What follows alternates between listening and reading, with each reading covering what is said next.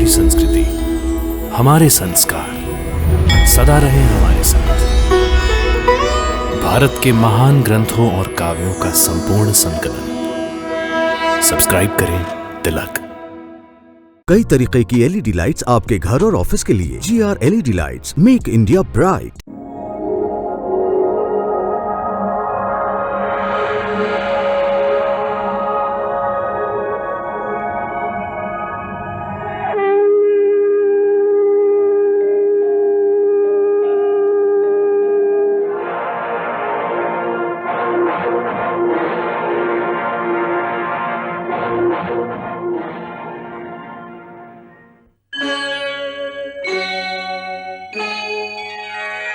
कृष्णा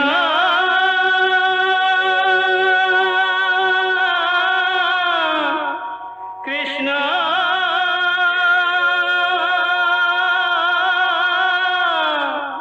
हरे कृष्णा हरे हरे।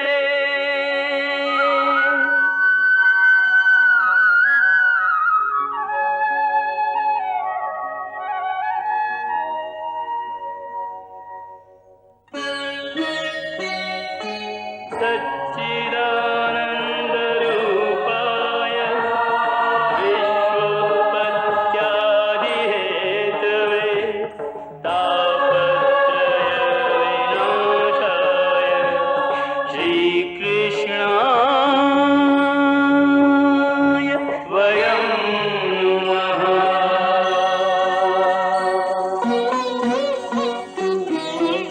श्रीकृष्ण गोविंद हरे मुरारे, हे नाथ नारायण वासुदेव। हरे कृष्ण राधे कृष्ण राधे राधे कृष्ण कृष्ण कृष्ण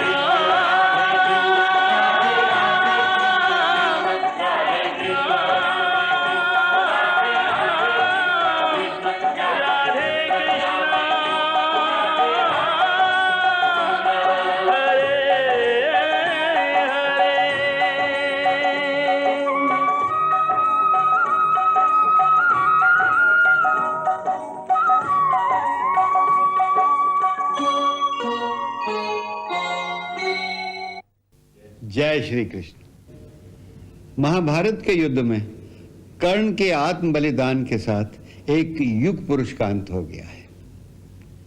उस महामानव को श्रद्धांजलि अर्पण करते हुए स्वयं भगवान श्री कृष्ण ने अर्जुन से कहा था, पार्थ, ऐसे लोग युगों युगों में कभी कभार ही पैदा होते हैं।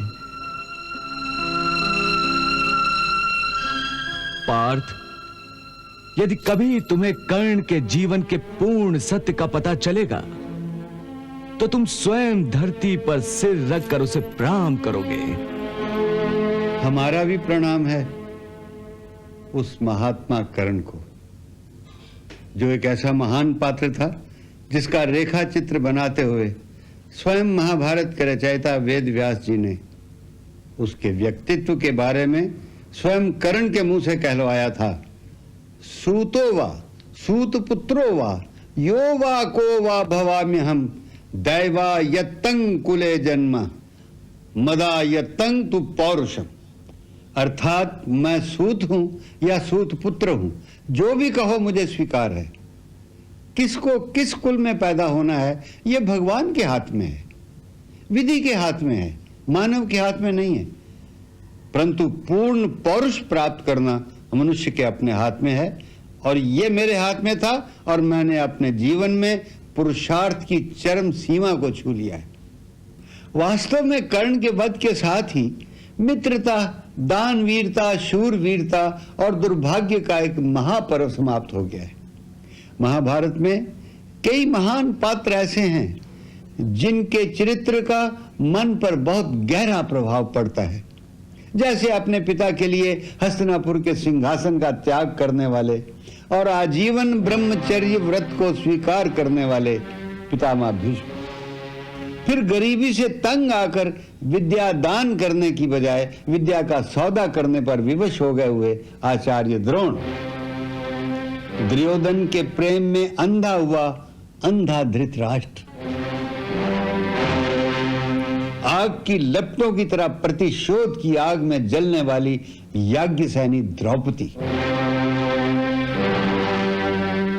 उन सब चरित्रों में से, उन सब पात्रों में से एक पात्र, उसका चरित्र, वो व्यक्ति हमारे दिल में सीधा उतर जाता है। और वो व्यक्ति रेखा है, वो महान पात्र है अंगराज कर्ण, सूत पुत्र कर्ण, पांडव पुत्र कर्ण, राधे कर्ण, सूर्य पुत्र कर्ण, दानवीर कर्ण, कुंती पुत्र कर्ण, ज्येष्ठ पांडव कर्ण, सर्वश्रेष्ठ धनुर्धर कर्ण, शापग्रस्त कर्ण, मित्र कर्ण। कितने रूप हैं कर्ण के।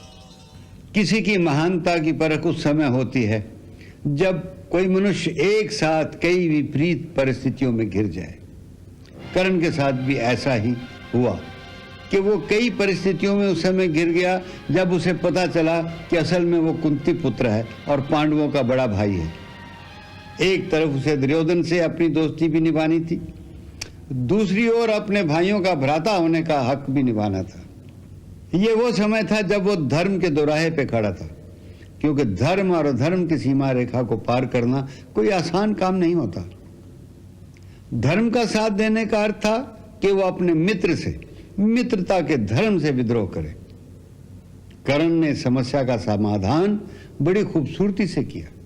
उसने एक एक करके चारों पांडवों को जीवन दान दिया और पांचवें पांडव अर्जुन के वध का समय आया, जो उसके मित्र दुर्योधन की जीत के लिए जरूरी था, तो उसने स्वयं अपने प्राणों की आहुति दे दी, क्योंकि अर्जुन का वध नहीं करके यदि वो लौटता तो अपने मित्र को मुंह दिखाने योग्य नहीं रहता, और अर्जुन का वध करके अधर्म का साथ देता तो स्वयं अपने आप से उसे जीवन भर मुंह छुपाना पड़ता। इसलिए उसने अपने प्राणों का बलिदान देकर मित्रता का भरम भी रखा और कुंती को दिया हुआ वचन भी पूरा किया। कर्ण जैसा महामानव युगों में एक ही बार आता है। ऐसे महामानव अपनी नियति से इस तरह युद्ध करते हैं कि अंत में नियति भी उन्हें प्रणाम करने को विवश हो जाती है। वो महामानव कर्ण जब अपनी कर्म भूमि इस मृत्यु लोक को छोड़कर अपने पिता के सूर्य लोक की ओर गया, तो रास्ते में समस्त लोकों में देवी देवताओं ने उस पर फूल बरसाए, अप्सराओं ने उसका स्वागत किया। किसी मानव को समस्त देवी देवताओं ने शायद ही कभी इतना मान सम्मान दिया होगा, जिसे देखकर कर्ण के पिता सूर्य देवता के चेहरे का तेज अवश्य ही बढ़ गया होगा। ऐसा पुत्र किसी भाग्यशाली पिता को ही प्राप्त होता है। कर्ण के चरित्र को देखकर हमें अंग्रेजी की वो कविता याद आ रही है कि lives of great man all remind us how to make our lives sublime and departing leave behind us footprints on the sands of time. Karna की इस महान गाथा के बाद हमारी महाभारत की कथा आगे की ओर अग्रसर होती है, और अब वो समय आया है कि भीष्म पितामह ने आखिरी कोशिश की कि अब जब सब कुछ बर्बाद हो गया है, अब भी जो कुछ बच गया है उसके बचा लिया जाए। इसलिए उन्होंने दुर्योधन को बुलाकर समझौते के लिए कहने की कोशिश की। प्रणाम पितामह। प्रणाम पितामह। प्रणाम पितामह।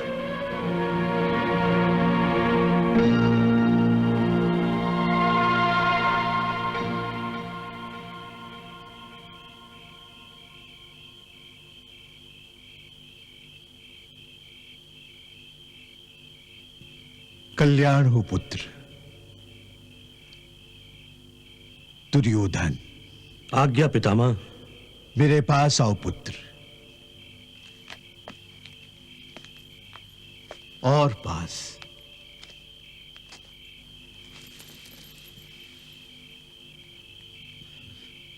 पुत्र दुर्योधन, आज मैं तुमसे जी भरकर बातें करना चाहता हूं। पितामह, इन बाणों से आपको बहुत पीड़ा होती है ना? मैं राजवैद्य को बुला देता हूं। नहीं, इसकी कोई आवश्यकता नहीं है पुत्र, इसकी कोई आवश्यकता नहीं है।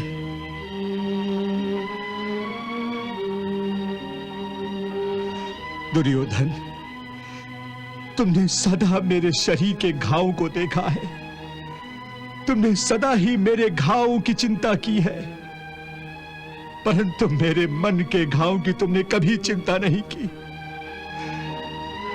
पांडवों में अभिमन्यु और घटोत्कच, और कौरवों में स्वयं तुम्हारे पुत्र, भाइयों और बहनों की मृत्यु ने मेरे सीने को छलनी कर डाला है, छलनी कर डाला है। पुत्र, दुर्योधन तुम मेरे अपने हो, युधिष्ठिर भी मेरा अपना है, सभी कौरव मेरे अपने पुत्र हैं और सभी पांडव मेरे अपने हैं। अरे मैं तुम सबका पितामह हूं, मैं तुम्हारे पिता का भी पिता हूं, इसीलिए मैं तुम सबका भला चाहता हूं।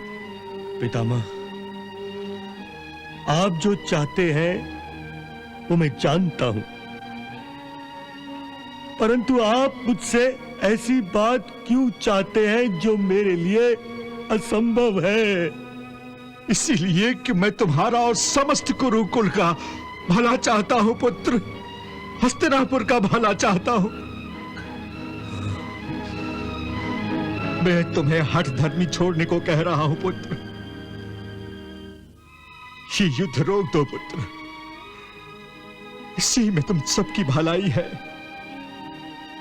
तुम इस युद्ध को समाप्त करने की घोषणा कर दो। अर्थात मैं उन योद्धाओं का अपमान करूं जिन्होंने मेरे लिए युद्ध भूमि पर अपने प्राणों का बलिदान किया है? नहीं पितामह, ये नहीं हो सकता, कदापि नहीं हो सकता। मृत्यु तो एक दिन आनी है पितामह। पितामह, मैं अब ये युद्ध रोकने की घोषणा करता हूं, तो मैं अपनी मृत्यु को कुछ दिनों के लिए अवश्य टाल दूंगा, परंतु आज नहीं तो कल मरकर जब परलोक में पहुंच जाऊंगा तो उन योद्धाओं को क्या मुंह दिखाऊंगा, उनसे क्या कहूंगा कि मैं कायर हूं, मैं मृत्यु से भयभीत होकर हथियार डाल दिए थे। पितामह, मैं भी अपने वीर योद्धाओं, अपने मित्रों, अपने भाइयों, अपने पुत्रों और अपने बहनों की तरह वीर गति प्राप्त करना चाहता हूं।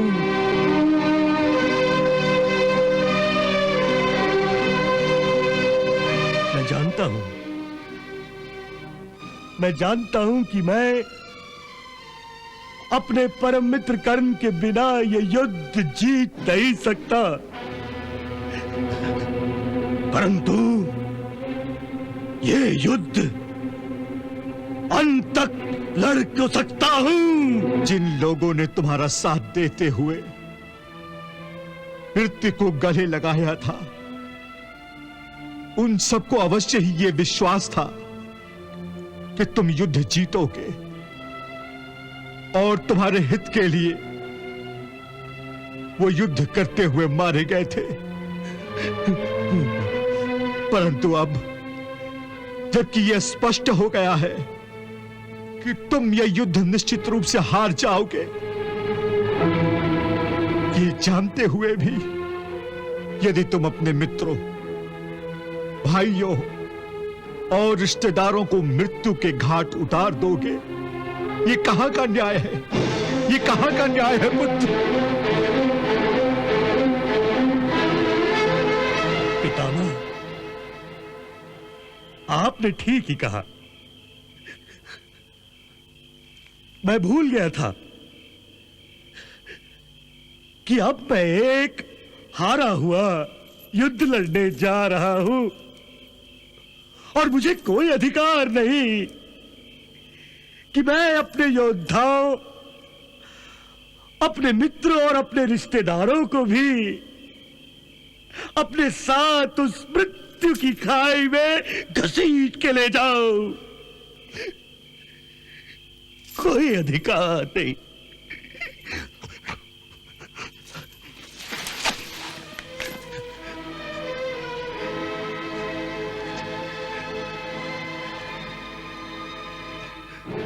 मित्र अश्वत्थामा, युवराज। मामा श्री गांधार नरेश, हाँ भांजे। मैं आपको बताना चाहता हूं कि अब इस युद्ध में मेरी जीतने की कोई संभावना नहीं। मेरी हार निश्चित है।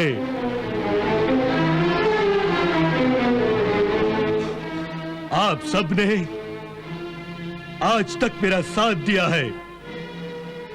मैं चाहता था कि आपके सहयोग से मैं ये युद्ध जीत जाऊं और आप मेरे साथ विजय उत्सव मनाएं।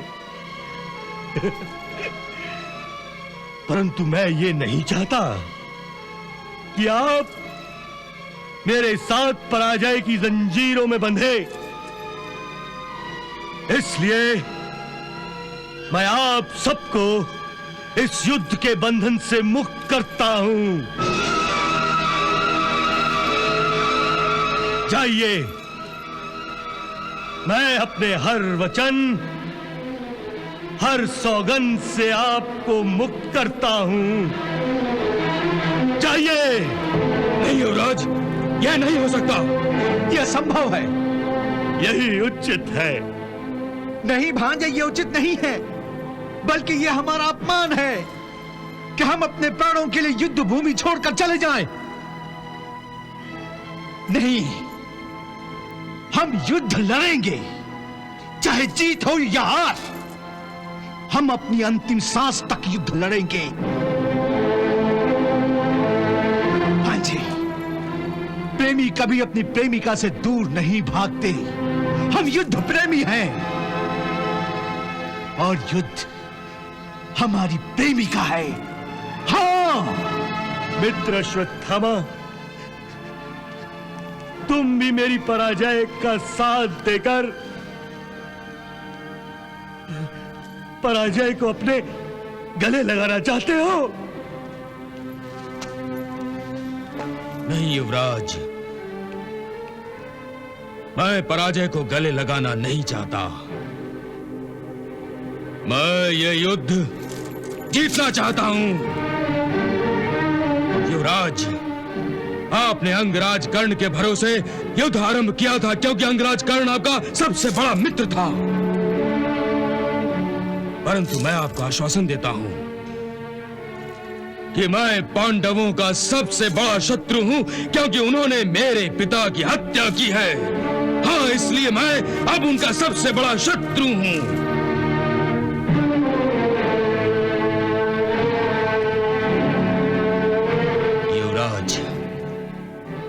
आप पितामह से कह दीजिए कि अब यह युद्ध पांडवों के साथ ही समाप्त होगा। पितामह, देखा आपने, ये है मेरे मित्र, ये है मेरे रिश्तेदार जो मेरे साथ ही जिए और मेरे साथ ही मरने के लिए तैयार है।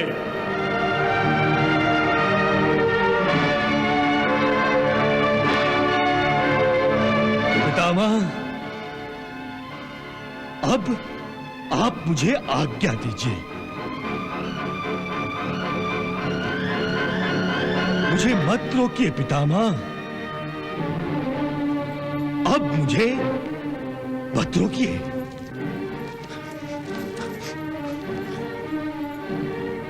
चलिए। प्रणाम पितामह। विनाश की आंधी में उड़ते हुए पत्तों को कोई कैसे रोक सकता है? कैसे रोक सकता है? मैं तो बस यही प्रार्थना कर सकता हूं कि भगवान आप सबको सद्बुद्धि दे।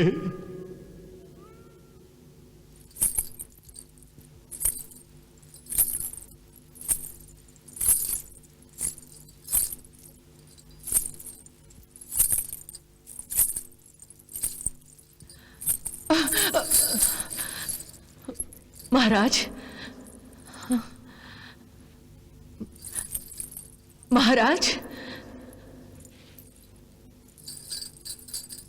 गांधारी किस सोच में डूबे थे महाराज? भविष्य के अंधकार में डूबकर हम अपने लाडले पुत्र दुर्योधन के भविष्य को पढ़ने का प्रयास कर रहे थे। परंतु गांधारी, मैं तो अंधा हूं, फिर मैं दुर्योधन के भविष्य को कैसे देख सकता हूं? महाराज, भविष्य और प्रारब्ध की लेखनी तल की नहीं, केवल मन की आंखों से पढ़ी जाती है। तुम ठीक कह रही हो गांधारी। आज मुझे इस कटु सत्य का एहसास हो गया कि मैं तन से ही नहीं, मन की आंखों से भी अंधा हूं। मैं पूर्ण अंधा हूं गांधारी, पूर्ण अंधा, पूर्ण अंधा। यदि ऐसा न होता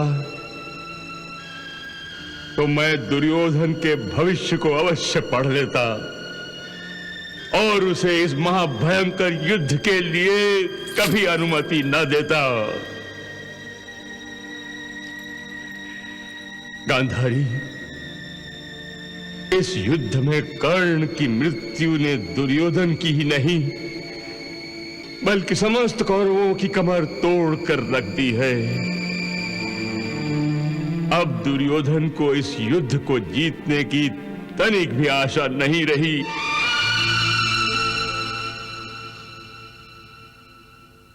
गुरुपुत्र अश्वत्थामा, कर्ण के मरने के बाद मैं समझता था कि अब मेरा कोई मित्र नहीं है। मेरा अस्त्र भंडार अब खाली हो चुका है। परंतु नहीं, तुमने और मामाश्री ने पितामह के सामने मेरी हिम्मत बंधाकर यह साबित कर दिया है कि मैं अभी कंगाल नहीं हूं। मेरे अस्त्र भंडार में मेरा भाई दुशासन, मामाश्री और मेरे मित्र अश्वत्थामा जैसे अस्त्र भरे पड़े हैं।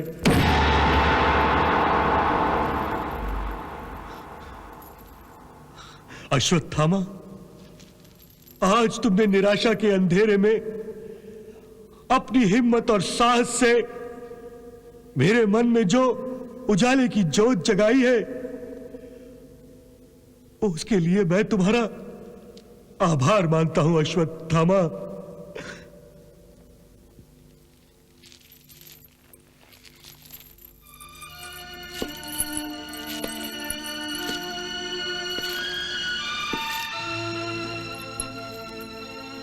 मैंने आप पर कोई उपकार नहीं किया है युवराज, और यदि मैं कुछ भी करूं,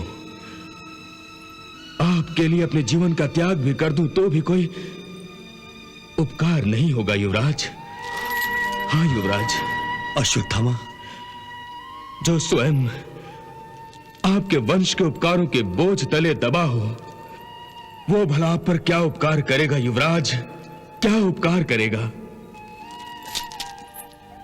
परंतु मेरे वंश ने तो तुम्हारे ऊपर कोई उपकार नहीं किया है अश्वत्थामा। उपकार करने वाला उपकार करके भूल जाए तो यह उसकी महानता है, परंतु जिस पर उपकार किया जाए यदि वह उन उपकारों को भूल जाए तो यह उसकी नीचता है। परंतु मैं आपके उन उपकारों को भूलकर नीच कैसे बन सकता हूं युवराज, कैसे बन सकता हूं? मेरी धमनियों में एक ब्राह्मण का रक्त बह रहा है, एक ब्राह्मण का रक्त।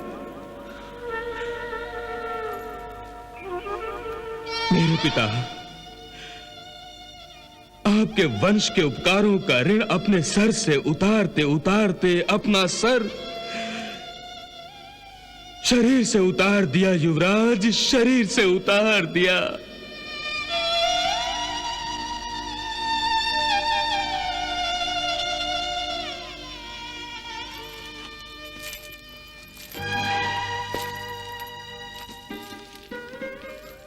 न जाने तुम किस ऋण की बात कर रहे हो अश्वत्थामा। भूल जाओ उस ऋण को। कैसे भूल सकता हूं मैंने अपने दिवंगत पिता को वचन दिया था कि मैं उनके इस ऋण को भूलूंगा नहीं। उनके बाद उनके इस ऋण को मैं चुकाऊंगा। मैं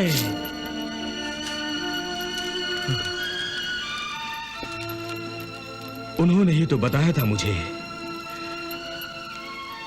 कि हमारा परिवार दरिद्रता का मारा हुआ था। इसी कारण मेरे पिता मुझे बचपन में दूध तक नहीं पिला सकते थे।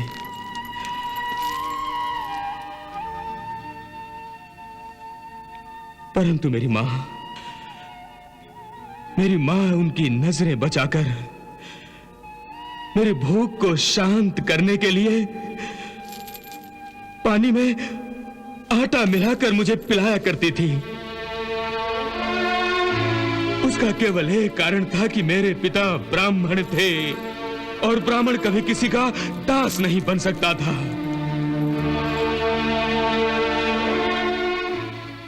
परंतु जब मेरे पिता को इस सच्चाई का पता चला तो उन्होंने इस ब्राह्मणों की परंपरा को ही त्याग दिया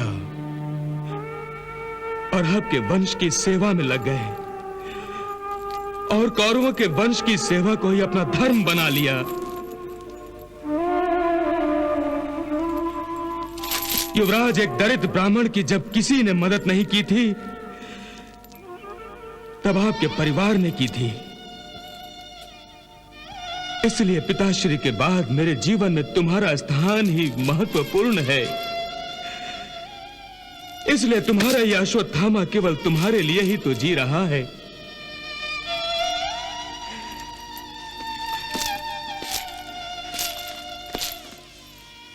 मित्र,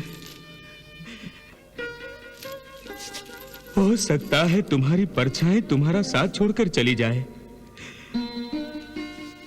परंतु तुम्हारा ये मित्र तुम्हारा साथ छोड़कर कभी नहीं जाएगा, कभी नहीं।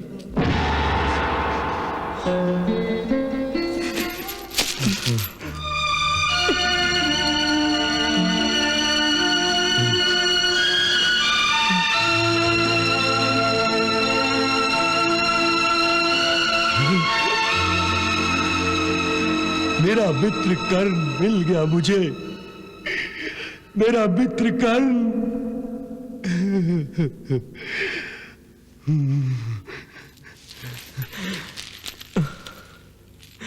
मेरे मित्र, मेरे अश्वत्थामा।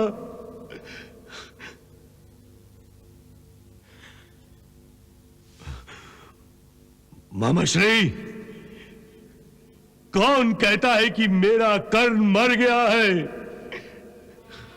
जाओ उन पांडवों से कह दो कि मेरा सेनापति कर्ण जीवित है, अश्वत्थामा के रूप में जीवित है। अब वो उन सभी पर मृत्यु बनकर टूट पड़ेगा। जाओ उनसे कह दो। युवराज, मैं पांचों पांडवों को, धृष्टद्युम्न और समस्त पांचालों की चिताओं को अग्नि देकर अपने प्रतिशोध की ज्वाला को ठंडा करना चाहता हूं। मैं अपने पिता की निर्मम हत्या का बदला लेना भी चाहता हूं, परंतु मैं अंगराज कर्ण की जगह सेनापति का भार नहीं संभाल सकता। ये तुम क्या कह रहे हो अश्वत्थामा? मामा श्री, मैं किसी दूसरे का अधिकार छीन नहीं सकता।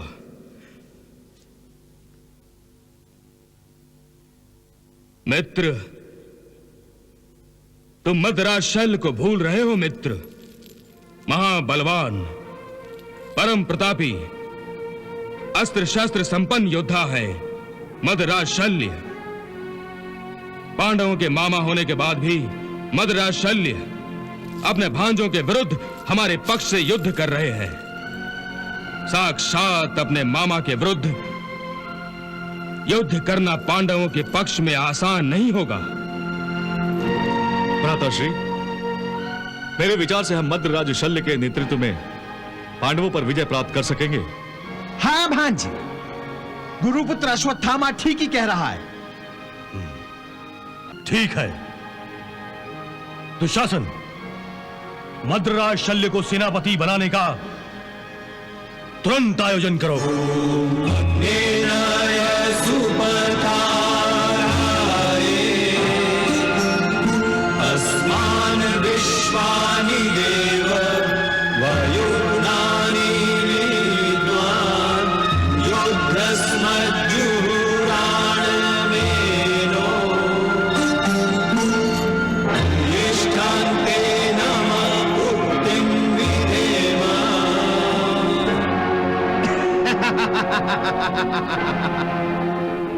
मद्रराज शल्य, पितामह भीष्म, आचार्य द्रोण और अंगराज कर्ण के बाद आज आप कौरवों के सेनापति बन गए हैं। इन तीनों की तरह आप भी एक महान योद्धा हैं और हमारा विश्वास है कि आप पांडवों के सामने हमारा सिर झुकने नहीं देंगे। युवराज, आपकी अपेक्षा मैं अवश्य पूरी करूंगा। सेनापति मदराज शल्य की जय! सेनापति मदराज शल्य की जय! सेनापति मदराज शल्य की जय! हमारे मामा श्री को सेनापति बनाया है। कर्ण की समस्या का समाधान करने के बाद फिर एक नई समस्या। हाँ भीमसेन, ये महायुद्ध हर दिन हर पल हमारी नई नई परीक्षा लेता आ रहा है।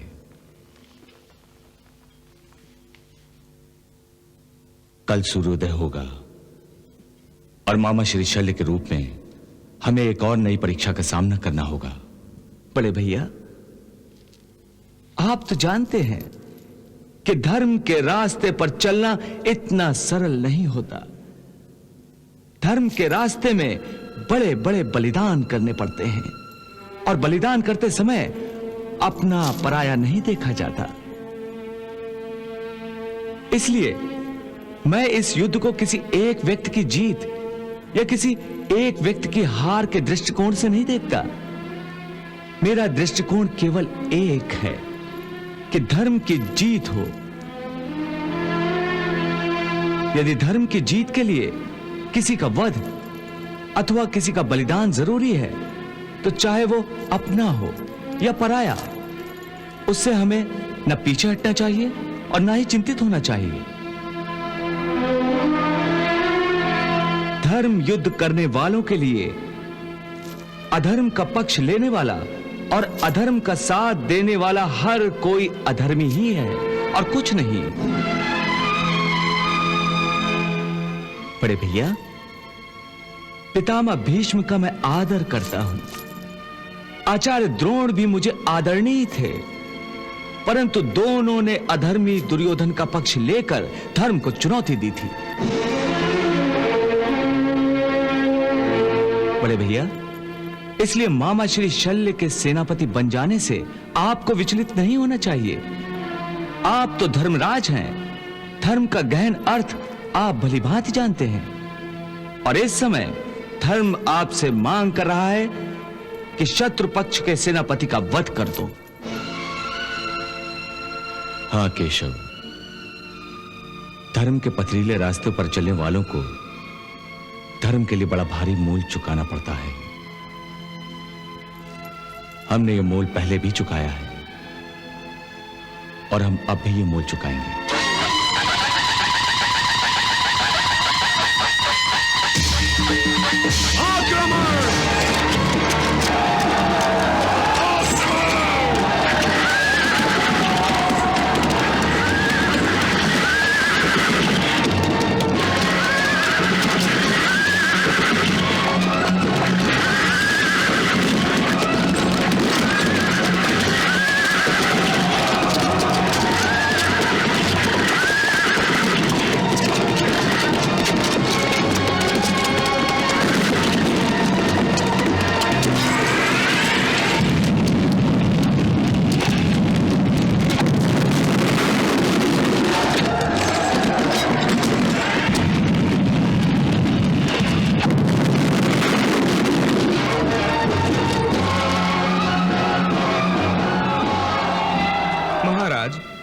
मद्रराज शल्य ने पांडव सेना में हाहाकार मचा दिया है।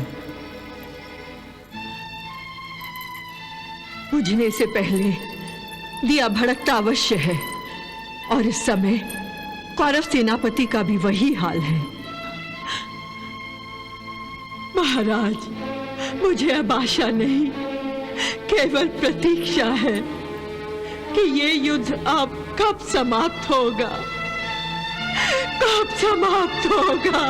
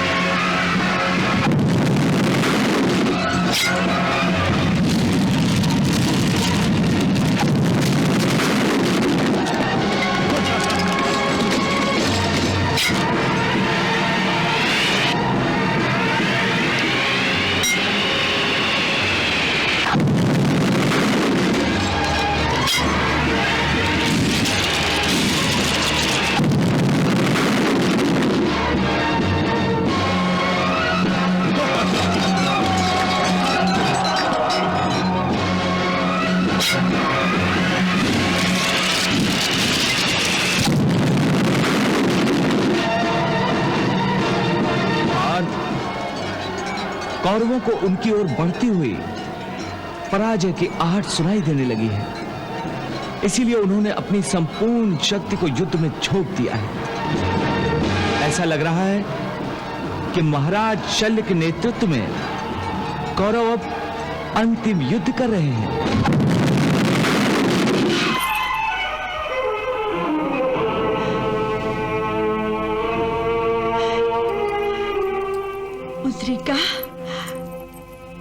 मुद्रिका, ऐसा लग रहा है कि युद्ध अब निर्णायक हो रहा है। हाँ महारानी, हाँ मुद्रिका, युद्ध अब अंतिम मोड़ पर पहुंच गया है और मेरी बेचैनी पहले से भी 10 गुना अधिक बढ़ गई है। मेरी धड़कनें किसी तेज गति के घोड़े की टांपों की भांति सुनाई दे रही है। ऐसा लगता है मेरा हृदय मेरे सीने के पिंजर को तोड़कर बाहर निकल आएगा। तुम जानती हो इस बेचैनी का कारण क्या है?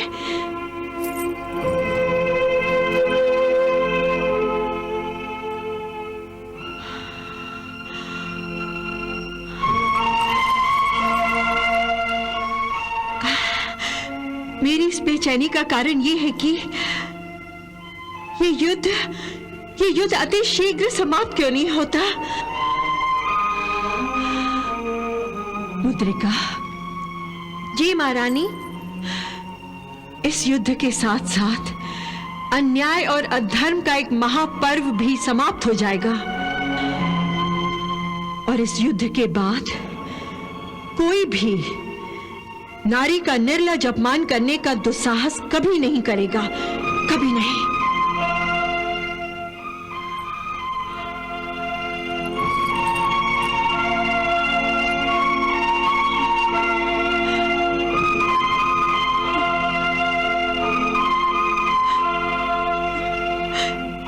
मुद्रिका जी महारानी, तुम ये कंघी देख रही हो?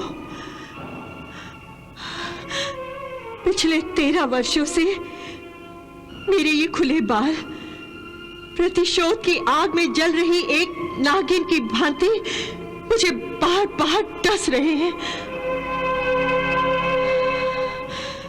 इन्हें कंघी की आवश्यकता ही नहीं थी, इन्हें तो प्यास लगी है, दुष्ट दुशासन के रक्त की प्यास।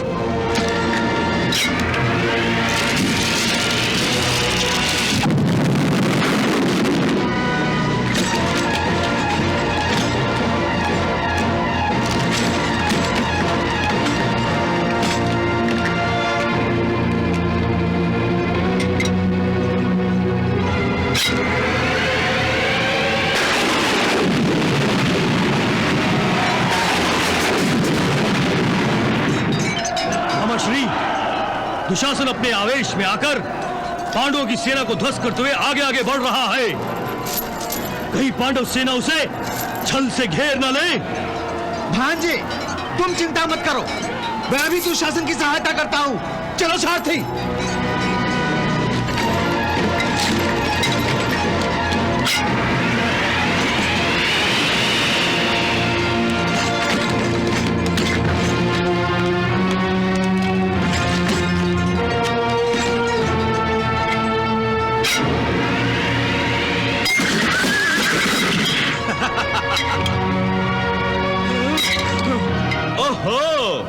मामा श्री, दुर्योधन के परम प्रिय मामा श्री, बहुत जल्दी में दिखाई दे रहे हैं आप। कहीं जुआ खेलने तो नहीं जा रहे हैं? बहुत जुबान चलाने लगे हो। आपके दुर्भाग्य से बाण चलाना भी जानता हो गांधार नरेश। ओ, तो तुम मुझसे युद्ध करोगे? हाँ, यदि आप केवल पासे फेंकना ही नहीं बाण चलाना भी जानते हो तो मुझसे युद्ध अवश्य कीजिए गांधार नरेश। मैं तुम्हें युद्ध के लिए ललकारता हूं, सावधान।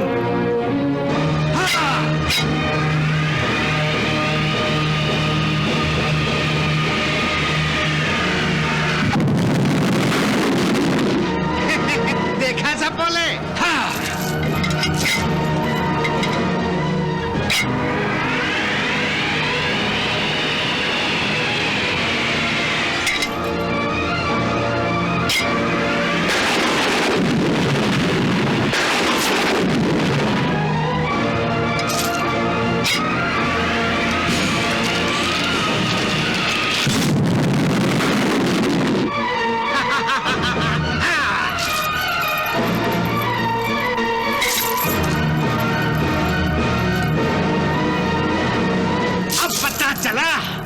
कि मैं केवल बाण से फेंकना ही नहीं बल्कि तुम्हारे दुर्भाग्य से तीर चलाना भी जानता हूं।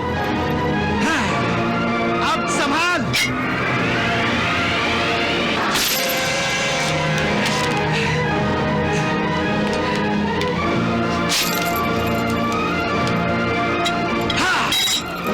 गांधार नरेश,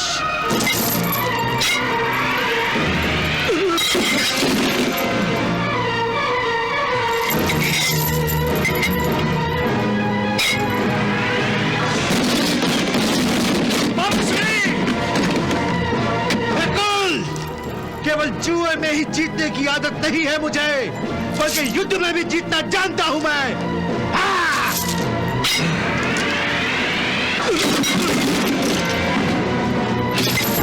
ये द्यूत सभा नहीं है गांधार नरेश, रणभूमि है, रणभूमि।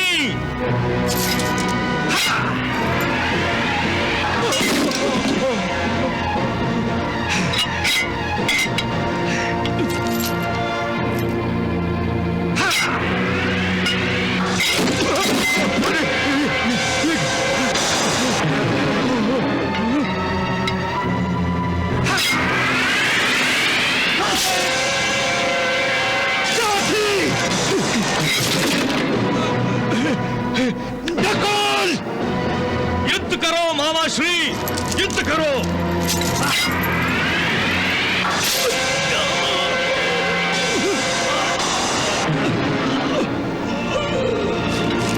छोटे भाई तो पुत्र समान होते हैं और पुत्र पिता की संपत्ति कहलाते हैं। ठीक है, मैं अपने अनुज नकुल को दांव पर लगाता हूं।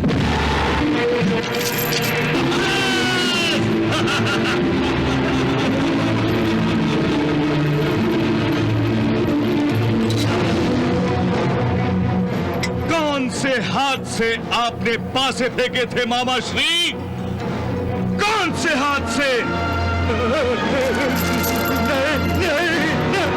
दाएं हाथ से ना?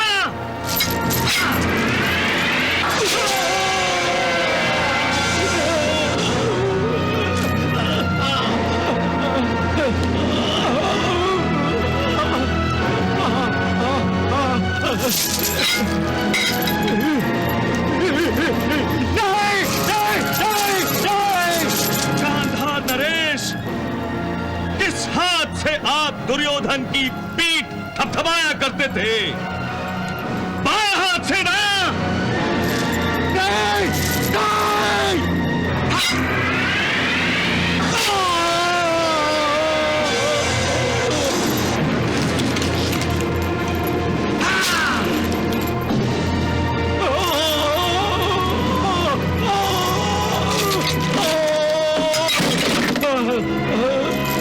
आपकी विषैली जिह्वा के कारण ही हस्तिनापुर का वातावरण दूषित हो गया था गांधार नरेश। आप ही ने एक भाई के मन में दूसरे भाई के विरुद्ध विष भर दिया था।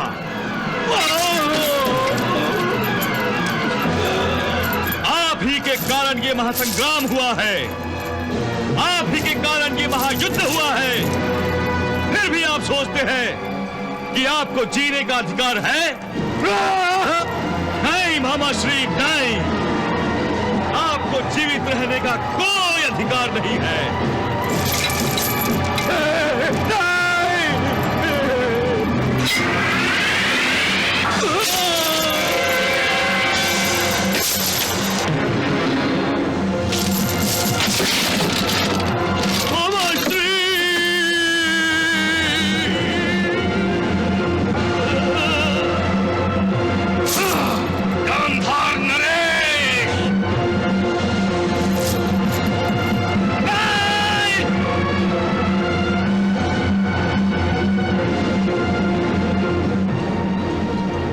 कृष्णा